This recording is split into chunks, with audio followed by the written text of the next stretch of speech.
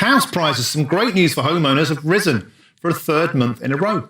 Halifax said property prices increased by 0.8% in March to an average of £287,880 for a house, which followed rises of 0.2% and 1.2% in January and February, respectively.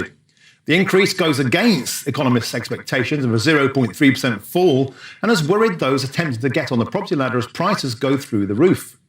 Well, joining me now is mortgage advisor and broker Sally Mitchell. Hello, Sally. Happy Holy Saturday. So, good news for homeowners. Yes, it's very promising. I think it shows that the underlying property market is really resilient. We're very lucky in that respect in this country. And some of the predictions that were made by economists and think tanks that the market would decrease by anything between 5 and 12% this year is looking not totally unlikely, but less likely, which is good news all round. Okay, of course, it's great for those lucky enough to own a property, but not so good for those trying to get a foot on the ladder.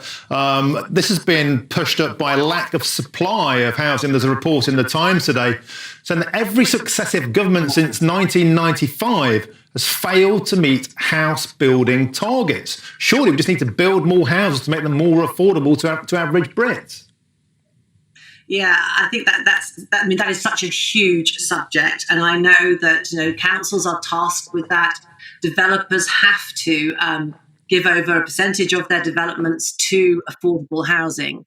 I think the government could do more in helping not even younger people, first-time buyers get on the ladder. It is harder, and of course these numbers that are talked about today with Halifax. If we look at a different house price index that's just been released with Nationwide, actually it's completely opposite. They're saying that house prices have fallen by 0.8%, not risen. So it depends where you live, what part of the market you're interested in, if you're a first-time buyer or remortgager, for instance, and how we interpret those statistics. Personally, I'm waiting for the ONS to come out, which won't be till the 19th of April, because they're always 2 months behind. And that shows actual transactions from the land registry.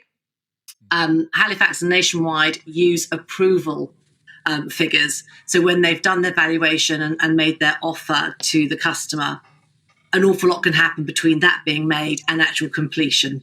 So I'm going to just reserve judgment until I see those figures on the 19th.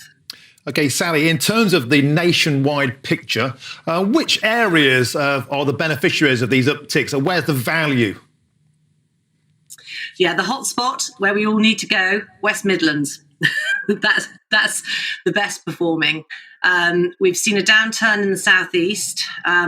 Pressures on mortgage rates and cost of living is probably a little higher there. And Scotland, unfortunately, has fared the least well. So, and everywhere else is somewhere in between. It's very different according to the region. Superb. That was mortgage advisor and broker Sally Mitchell. Thanks for joining us on this Easter Saturday. Have a wonderful Easter. You're watching and listening to GB News Saturday with Martin Daubney. Lots more coming up on the show this afternoon. But first,